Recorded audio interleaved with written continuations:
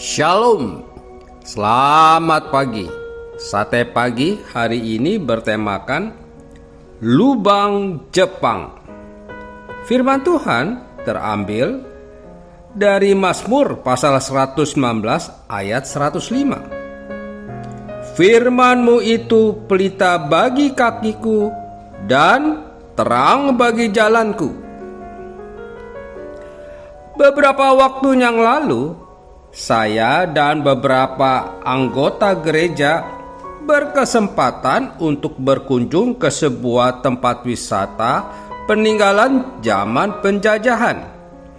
Tempat ini berlokasi di Bukit Tinggi, Sumatera Barat.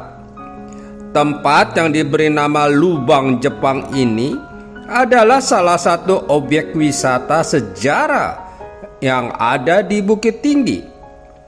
Lubang Jepang merupakan sebuah terowongan atau bunker perlindungan yang dibangun oleh tentara Jepang sekitar tahun 1942 untuk kepentingan pertahanan dan peperangan.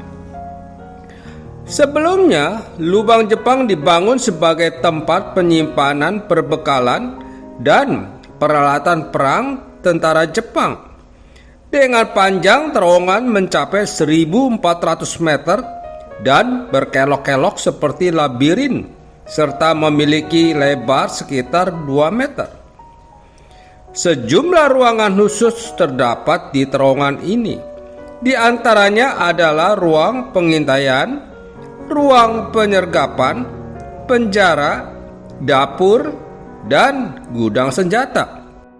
Tanah yang menjadi dinding terowongan ini merupakan jenis tanah yang jika bercampur air akan semakin kokoh. Bahkan gempa bumi di Sumatera Barat tahun 2009 lalu pun tidak banyak merusak struktur terowongan tersebut. Diperkirakan puluhan sampai ratusan ribu tenaga kerja paksa atau romusa dikerahkan dari Pulau Jawa, Sulawesi, dan Kalimantan untuk menggali terowongan ini. Lubang Jepang mulai dikelola menjadi objek wisata sejarah tahun 1984 oleh pemerintah kota Bukit Tinggi. Beberapa pintu masuk ke Lubang Jepang ini diantaranya terletak pada kawasan Ngarai Sihanouk dan Taman Panorama. Bagi pengunjung yang baru pertama kali masuk ke tempat ini, sangat mungkin akan tersesat jika menelusurinya. Oleh karena itu, ada pemandu wisata yang selalu siap untuk menemani perjalanan.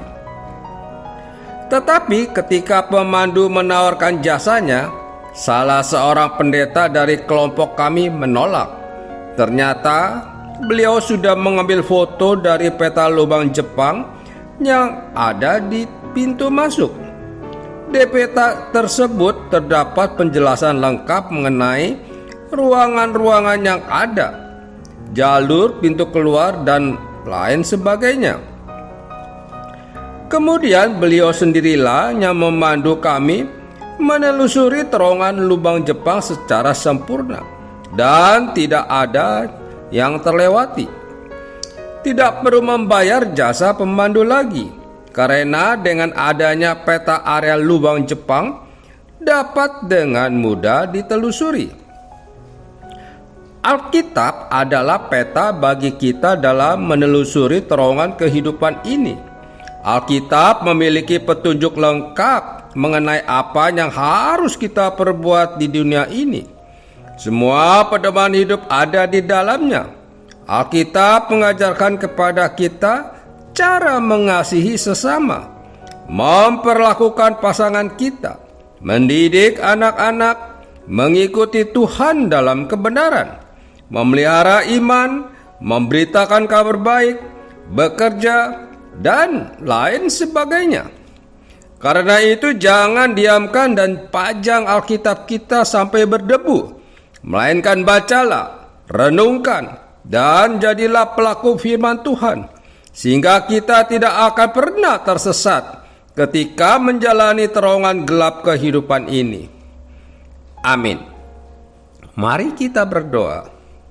Bapa Surgawi, beriku semangat dan ketekunan untuk membaca firman-Mu dan melakukannya dalam kehidupan sehari-hari, sehingga aku tidak tersesat. Di dalam nama Tuhan Yesus aku berdoa. Amin.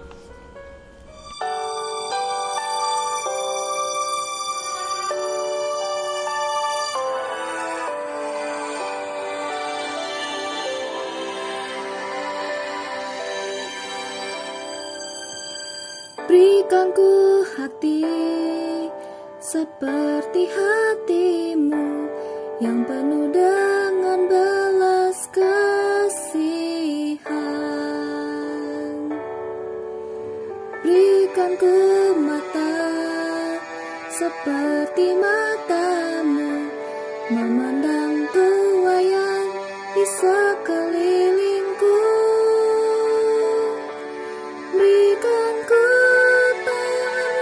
untuk melakukan tugas-Mu, berikan ku kaki-Mu melangkah dalam rencana-Mu. Berikan ku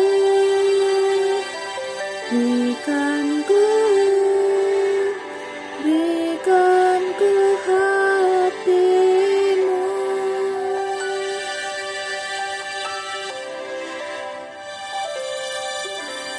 Berikan ku hati seperti hati-Mu yang penuh dengan belas kasihan.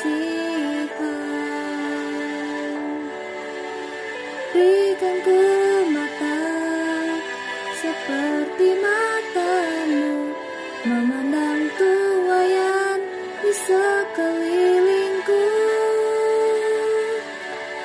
Berikan ku tangan-Mu untuk melakukan tugas-Mu, berikan ku kaki-Mu melangkah dalam rencana-Mu.